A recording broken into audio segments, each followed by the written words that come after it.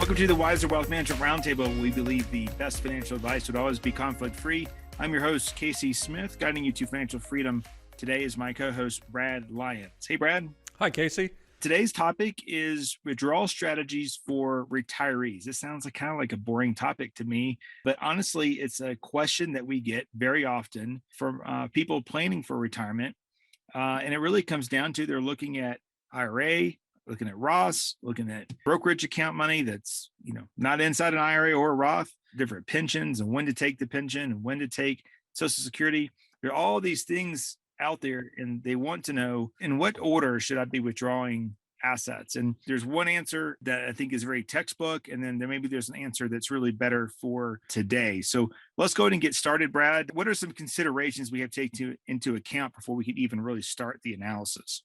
Well, you brought up a good point that a lot of people are somewhat confused when it comes time to determining where to get their retirement income. Setting the considerations aside, when we're in our working years, we tend to have a single source of income. It's our earned income. It's from work. We go to work, we earn a paycheck, and that's the income that we have to spend for that time period. When we retire, by definition, that paycheck ends, and we have to create another source of income. And generally speaking, for most people, that source of income is multiple oriented. We have, as you mentioned, IRAs, Social Security, pensions, brokerage accounts, etc. And determining the best manner in which to begin taking that income is really a very interesting topic.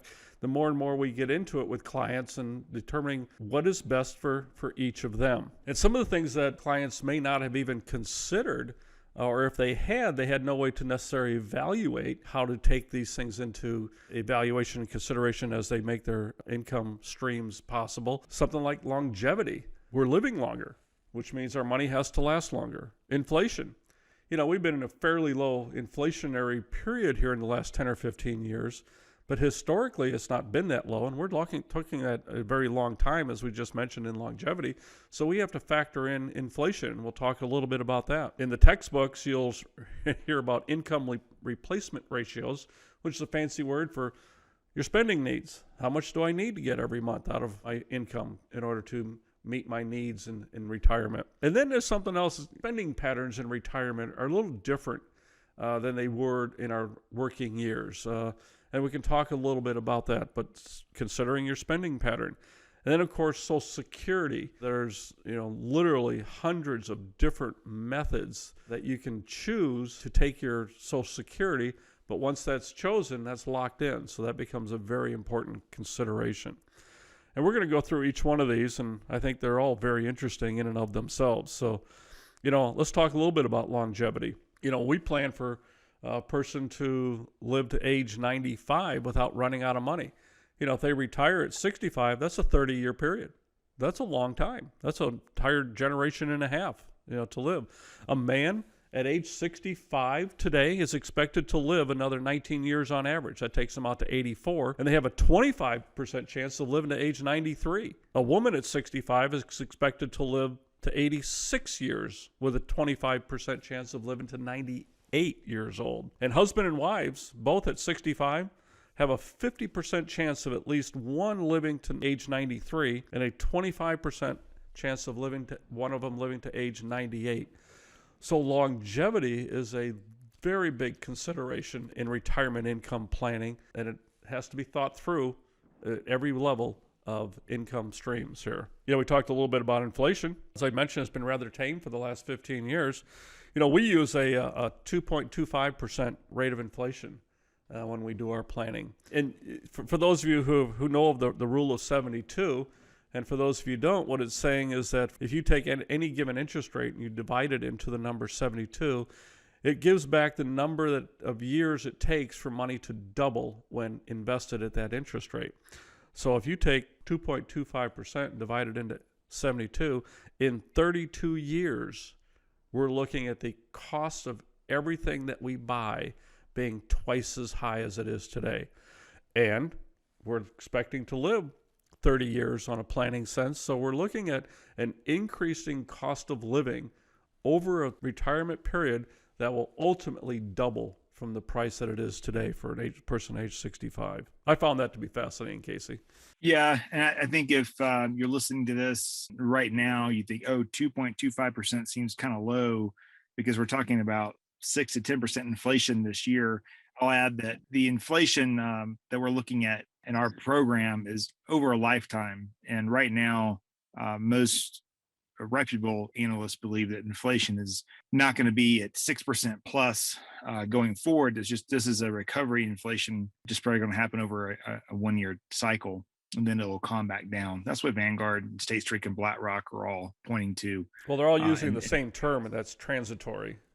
That inflation is transitory, that it will move on from here. Yeah, correct. Once the supply chain, gets back in order.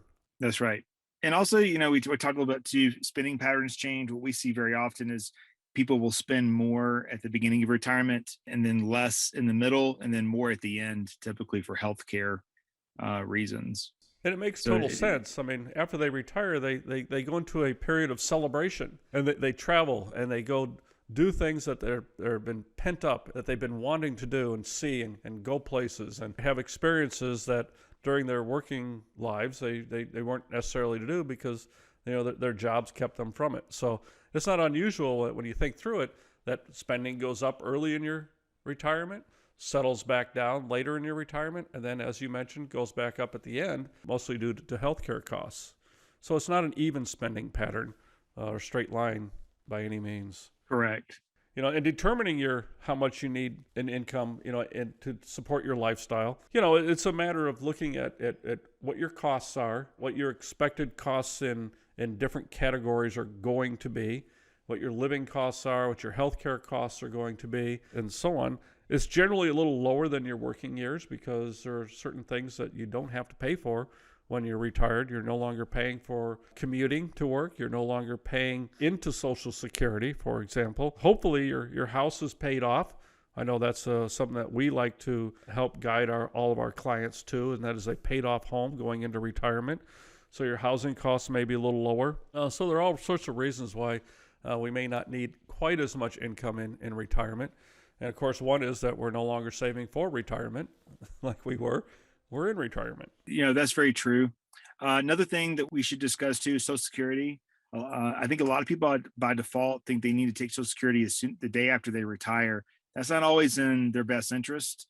For most people, it's best to wait to age 70, but there are circumstances like a case study we're going to do today where maybe that's not the best case and something has to be calculated out. But when you take Social Security payments, that does change where you pull your money from at times as well. That's right. And it being a reliable source, it's something that we utilize as a foundation for many retirement income plans. So let's talk about some tax-smart withdrawal strategies in retirement. Managing a stream of income from multiple sources to minimize current and future taxes. And I think that's key because, again, this idea of longevity means that we're going to go through periods of higher taxes and lower taxes throughout the retirement period, and all that needs to be taken into consideration to some extent. As we mentioned, that the different types of income streams that we would consider for any client that may have these is Social Security, our retirement accounts. Some retirements are taxable in our traditional IRAs, some are non-taxable, such as the Roth IRA. Our investment accounts, which tend to be taxable, where you're looking at dividend income and capital gains income. Rental income for people who may have rental houses and rental properties. They may have a pension if they're fortunate enough. So that's pension income. And some people may have an annuity that they're receiving or expecting to receive income from. And several of these different sources of income have different taxation structures as well. I know that dividend income and capital gain income are two different income tax structures. Rental income as passive income. Some states tax Social Security and some states don't tax Social Security. So all these, needs to be considered if you're looking at ways to minimize current and future taxes. So it kind of begs the question, managing our taxes in retirement requires us to know something about the tax structure. Now, we are in a progressive tax system, with the federal IRS. And so we go through these different marginal tax brackets. So the higher the earnings or reportable income, the higher the tax rate that is paid on that income. So what we're looking at is trying to manage our marginal tax brackets with the different sources of income depending upon how they're taxed.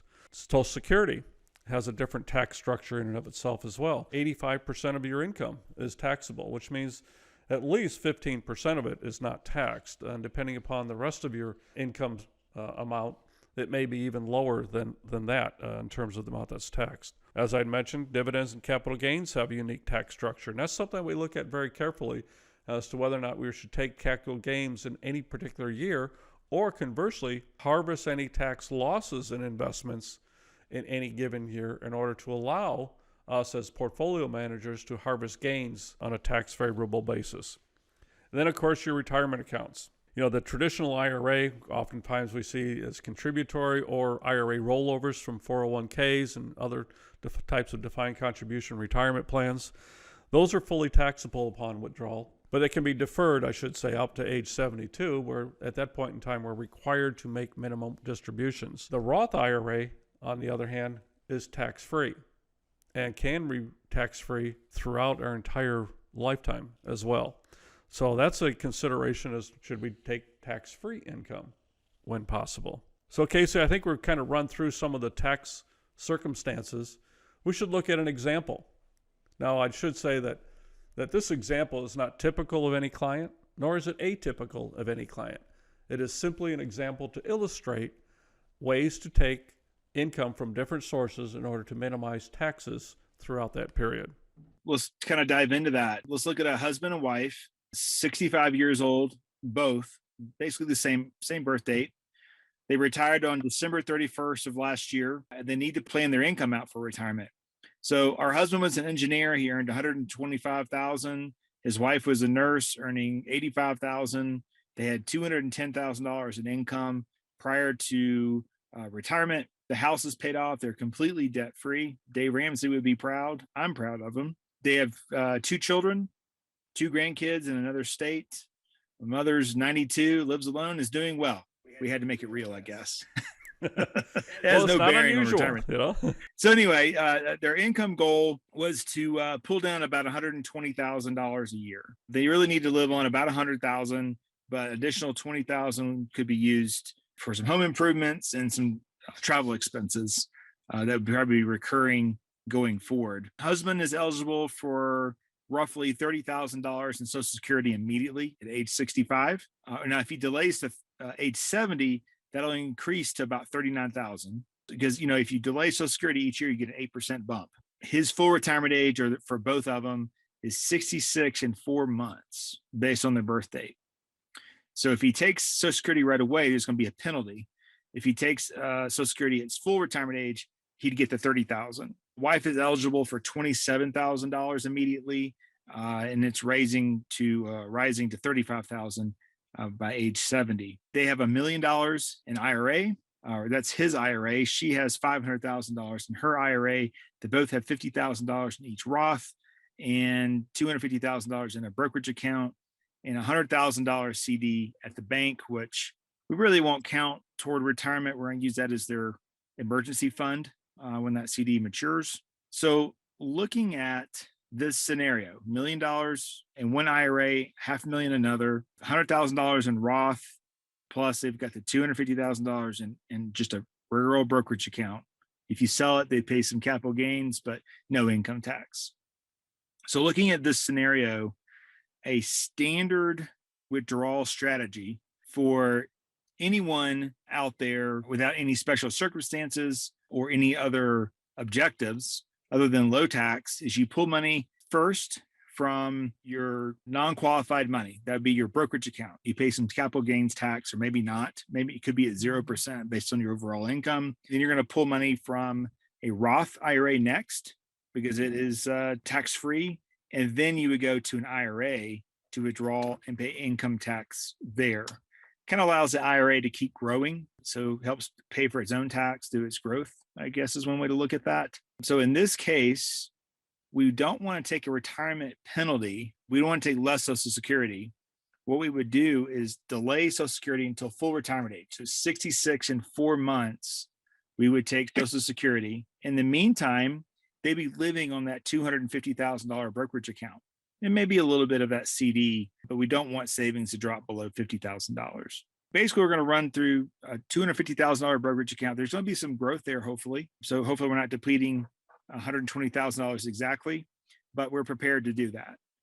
There wouldn't be any tax paid because they don't have any income that year. So any capital gains tax most likely would be 0% in today's environment. And then after year one, they would begin taking Social Security, and they would continue to spend down that brokerage account with the difference until they got to basically 0 there. And they would transition to the Roth IRA, and then they would transition over time to the IRA and start paying income tax. At age 72, you have to pull out a required minimum distribution anyway. So they would be living on that RMD and probably obviously pulling out extra along the way. Our $120,000 need, we're increasing that every year at 2.25% to help them keep up with the cost of living. That's an example of the most tax efficient strategy to withdraw from. There is another scenario here, we'll call it option B, and that is looking out in the future. We're not confident that tax rates are going to remain low. So there might be some opportunity here to defer money for the future, tax-free, and also take care of some estate planning. One of the issues we have in estate planning right now is that $1.5 million in their IRAs, when their kids inherit that money, they have to pull that money out over 10 years. They can't stretch that out over their kid's lifetime. Another option, if you have time available and in the lower income bracket available to you, is to convert some of those IRAs into Roths. So it grows tax-free. Now you can't convert the whole thing, obviously, but there might be an arbitrage here on the tax code. For example, Brad, you mentioned it earlier, the tax code is progressive. So the first $20,000 that you earn as a couple is taxed at 10%. The next $20,000 to $81,000 that you earn is only taxed at 12%. So in that first year, they don't have any income. We're pulling money out from that brokerage account. They could pull out $81,000 and convert it to a Roth IRA and only pay 12% tax. Never in their lifetime are they going to have an opportunity to have that low of a tax bracket. Because now, if they want to get more aggressive, and goes into the Roth and it gets reinvested, it grows tax deferred. So you make that up over time. Well, no, it grows tax free. Well, that's correct. I stand corrected. Tax free. That's right. If they want to get more aggressive with it, they could go to the 22% bracket and convert $172,000 from IRA to Roth, and they would only pay 22% on the top end. Their effective rate probably only be around 18% or so. But if they did that, they could convert $172,000 of their IRAs to Roth to grow tax-free into the future. So they do that in year one. Year two, they're getting Social Security. So it's harder to convert at that point because in their case, they're going to have roughly $57,000 in Social Security. They can convert up to, well, they could go up to the 172 again. They just subtract $57,000 from that. So maybe about $120,000 they can still convert and pay that higher 22% on. If they wanted to stick to that 12% bracket, then they could convert maybe $12,000 to $15,000 still at a 12% bracket. So they have a great opportunity to convert really all the way up between 65 and age 72 when the RMDs start kicking in for the IRAs. This is kind of, it's not, hey, how do I convert to pay the least amount of tax? It's how do I convert and pay the least amount of tax over my lifetime? Does that make sense? Yeah, because one of our objectives was to minimize taxes in the current sense and the future sense as well. So we're looking at an entire 30-year period, of paying taxes in an efficient manner. And really, there's even a version C of this, and that's where you assume that you're going to live to age 90, and you assume that tax rates are going to continue to get higher, then you would convert as much as you could now over the next few years prior to 72, because you believe that you will be in a higher bracket because of politics or because of maybe other income that might be coming in. You could be inheriting something in the future that's spitting off income that's hard to sell for some particular reason. That's usually not a case. That'd be a very rare scenario. I would go back to say it's really hard to give specific advice on a podcast to thousands of listeners because honestly, each one's a little bit unique. But the important thing is you go through the right factors in determining it and look at the big picture. And thank goodness, Brad, we have software that helps us with this. This would be terrible to manually calculate this for every single family. Well, that's right. The software helps to clarify, the situation. And that's kind of the science, and the art is what you were sharing with us just a moment ago, is that there are different scenarios that can be chosen and based upon the unique circumstance that we all find ourselves in. I mean, one of the other considerations is just simply, tax bracket creep, I'll call it. I mean, we're looking at just 2.25% inflation. Well, if the assets grow at least that, we're talking about twice as much, which means we're looking at twice as much income in the future, which means we're going to be in a higher tax bracket in the future. So if all things were just left the same, other than inflation, we'd automatically be in a higher tax bracket in the future. So it makes sense to utilize the lower marginal tax brackets in the present in order to reduce our tax liability in the future. Yeah, absolutely.